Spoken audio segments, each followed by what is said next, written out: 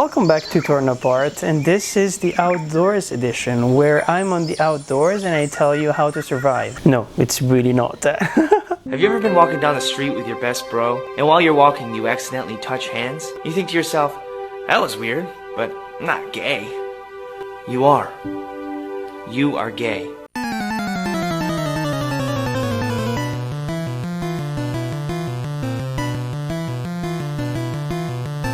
No! God, please, no! No! It's just that I'm on holiday, so this is more of a chill mood. I'm gonna give you some recommendations and we're gonna have a hell of a good time. Wait a minute! Who are you? We're talking about animation yet again. I don't know why every single time that I make a video about animated shows or films, I always have to end up making like a visual essay. Yesterday I decided to turn myself invisible to surprise a friend. And as you can see, I'm still invisible. I really don't want to talk about it. It's a very awkward story. And I really don't like visual essays. I like my face to be in it. I feel like it's more conversational. I don't have to just look at the script, sit in front of a computer and read you what I'm thinking. No, we actually get to discuss, we actually get to have a relationship. And we all know that having a relationship is one of the most important things on earth. So let's start. There are a couple of these shows that probably you know because you've seen them around, but I wanted to talk about them mostly because first of all, they're new shows or they've released a new season very recently, and second of all because they had incredibly shitty marketing. This is like the main theme of this video, talking about these shows because nobody else is. Some of them are Disney related because Disney puts things on the Disney platform to just die forever. Oh boy, my favorite seat. Excuse me, do you mind? And others are HBO Max and other platforms. It doesn't really matter, it's just that you can really see how people, and especially execs, they don't take animation seriously. So we're gonna be starting to talk about Solar Opposites, which is probably one of the most known series in this list here. Good night, Mr. Janitor.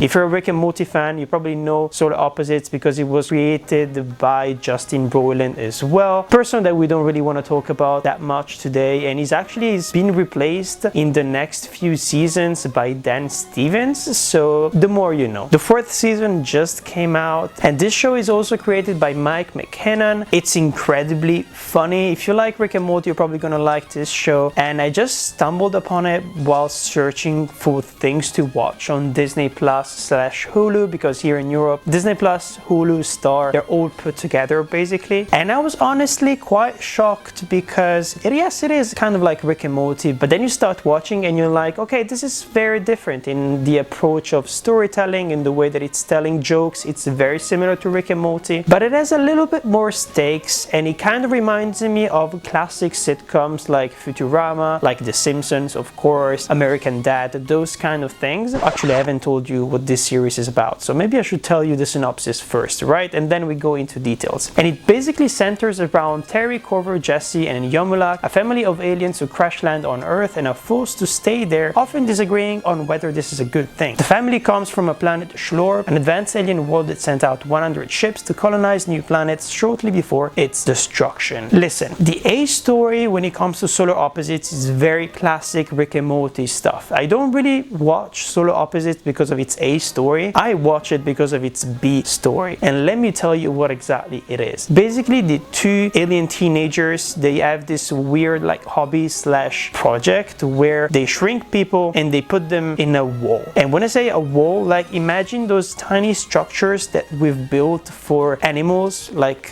wheels and little tunnels and stuff like that. They basically have that for shrink human beings, and it's incredibly funny because basically it goes through like wars, treaties, different politics, and different references. For example, there is a lot of Mad Max inspired stuff, and basically they keep like evolving, they keep like mutating, and there are different levels to this wall, of course, and every different level kind of like behaves in a different way. And we have some characters that we follow since the beginning and who change quite a lot.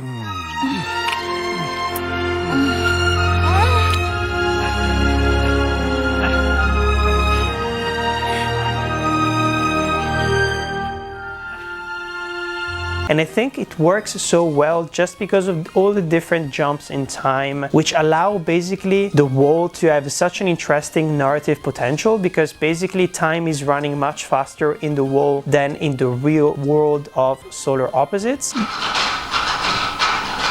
Che stai facendo? Patrick, say that again. That again. No, the other thing. No, the other thing. No, what you said before when you... No, what you said before when you... So every single time you end up catching up with the B story, you always have some interesting and weird things going on, just because you have the potential of, well, maybe 10 years have passed technically and the civilization is completely different. So that's one of the main reasons why I think Solar Opposites deserves your time more than any other weird animated show with that kind of surreal comedy and the gore, of course, and the adult humor. All of those are present. But the new season came out just in August right now. I haven't seen it yet, so I don't know if it's as good as all of the other ones. But honestly, it's been consistently quite fun. They keep introducing new things. I'm pretty sure you're gonna enjoy it. Another like small recommendation that I just stumbled upon while I was researching Solar Opposites stuff is this weird series called Koala Man. Koala Man!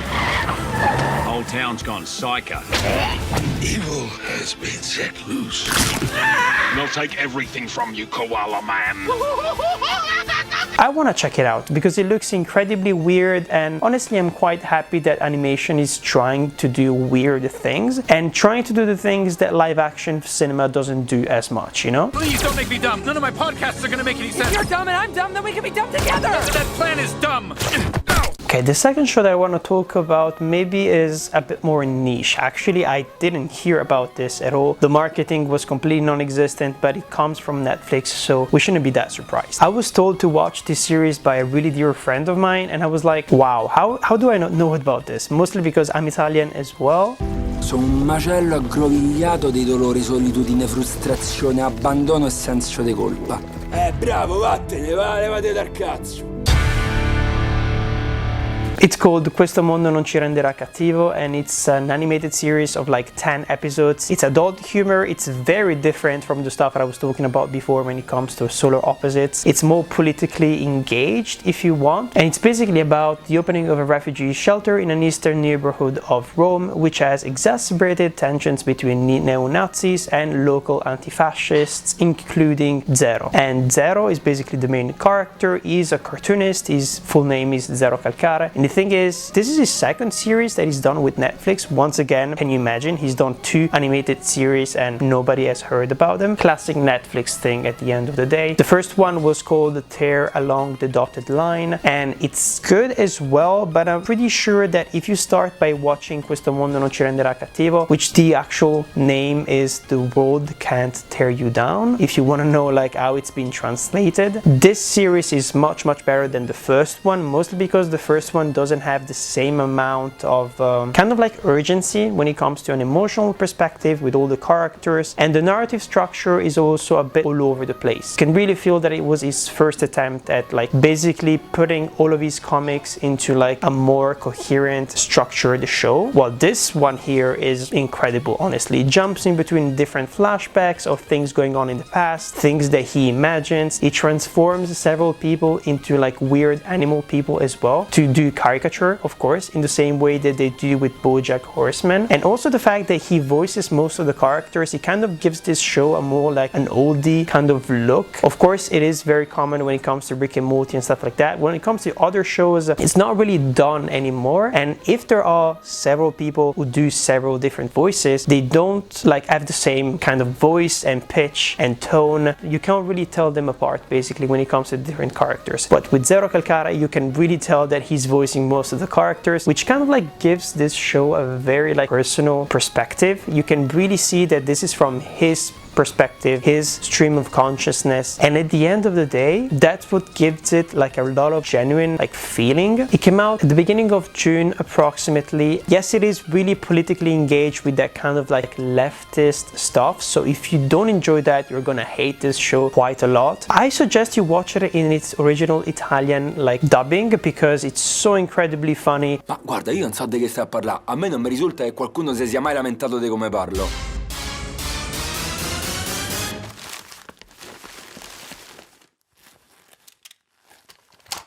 It It has the classic accent and dialect of Rome. If you watch it as an Italian person, you'll enjoy it way more if you watch it in its original form. Of course, you'll catch up on a lot of different phrases. And if you watch the dub version, I feel like you will lose a lot of that authenticity, mostly because when you dub animated things, you don't really add the same amount of like accents and different things that you can do when you actually use your original language to tell the story as well. It's also a story that is very current. It is talking about something that literally Italian politicians talk about on an everyday basis for the past maybe even 10 years. I don't want to exaggerate, but yeah, honestly, people have been talking about refugee camps and like people coming from boats, you know, from Africa, for example, for such a long time. And this series here, it's an excellent answer for that problem, kind of like explaining all of the context around it. So if you're interested in knowing more about that, you can watch this series as well. And it's not just entertaining, it's also educational. My third recommendation is going to be a bit weird, and mostly because it comes from Jandy Tartakovsky. Do you know Jandy Tartakovsky? I mean, if you like animation, you've heard the name, but if I tell you the titles of the shows that he's worked and co-created and created, you'll be like, okay, I can really tell what this guy's deal is. He's basically the creator of things like Dexter's Lab, Samurai Jack, Star Wars The Clone Wars, and more recently, Primal.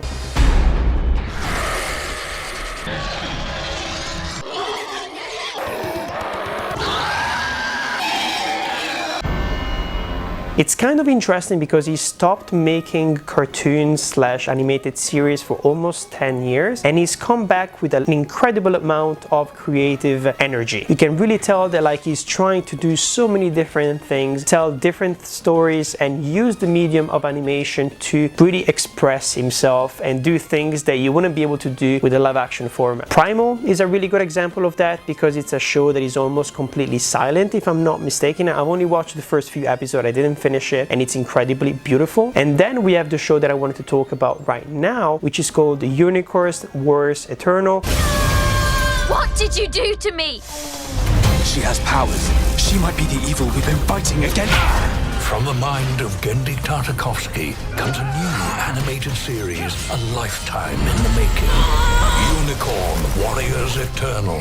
It started coming out around May/June, and now it's done. All the episodes are out, so you can binge it. And I actually recommend that you binge it right now, mostly because I was watching it on a weekly basis, and it was kind of unnerving, mostly because this show has packed quite a lot of content, a lot of action sequences and character work in like 20-minute episodes, and you end up watching one episode and being confused about what the episode was actually about, just because this feels like it should have been a movie that has been cut into 10 different parts. And that is the only annoying thing about this show here. Besides that, it's incredibly interesting, and it's basically like a steampunk universe where an evil force is looming across the dark, thick-haired streets of Industrial Revolution London when a group of heroes dubbed Unicorn are accidentally reawakened in the bodies of teenagers instead of adult hosts they've embodied in the past. We've got Melinda, a powerful sorceress, Sang, a cosmic monk, and Edred, a warrior elf. As I said, it's only 10 episodes. The visual style is the same classic, beautiful stuff that you've seen from Tartakovsky's work. If you really like the show Disenchantment, for example, you're gonna see a lot of parallels in between Disenchantment and this show here, to the point that